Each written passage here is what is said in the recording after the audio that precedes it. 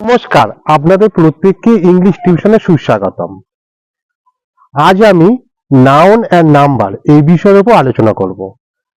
ইংরাজিতে এমন কতকগুলো শব্দ রয়েছে বা এমন কতকগুলো নাউন রয়েছে যেগুলি সংখ্যা দিয়ে গোনা যায় না বা বর্ণনা করা যায় না।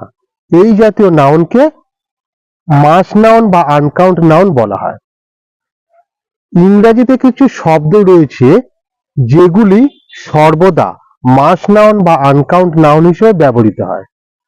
ইনফরমেশন, অ্যাডভাইস, নিউজ এবং ফার্নিচার এই চারটে শব্দ সর্বদা আনকাউন্ট নাউন হিসাবেই ব্যবহৃত হয় বা মাস নাউন হিসেবে ব্যবহৃত হয় এবং এই চারটে শব্দের আগে কখনোই এ, অ্যান বা ওয়ান এই শব্দগুলো ব্যবহৃত হয় না।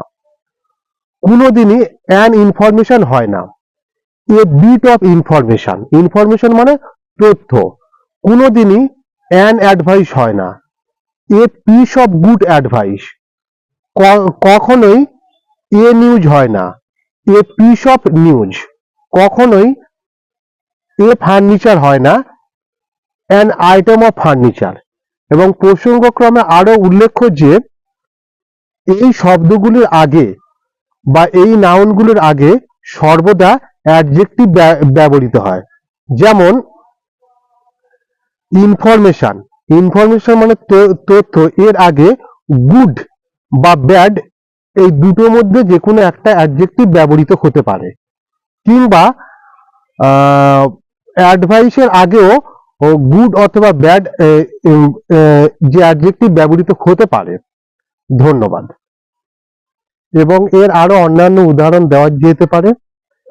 যেমন অ্যাডভাইস, অ্যাডভাইসের আগে কিন্তু টাইমলি শব্দটাও বসানো যেতে পারে। টাইমলি এটা একটা অ্যাডজেক্টিভ। টাইমলি অ্যাডভাইস অর্থাৎ সময়োচিত উপদেশ। আর একটা ইনফরমেশনের আগে রং এই অ্যাডজেক্টিভটাও ব্যবহার করা যেতে পারে। রং ইনফরমেশন, ভুল তথ্য। আজকের আমি মূলত চারটে মাস নাউন বা আনকাউন্ট নাউন নিয়ে আলোচনা করলাম। পরবর্তীকালে আরো অন্যান্য বিষয় নিয়ে আলোচনা করব। ধন্যবাদ।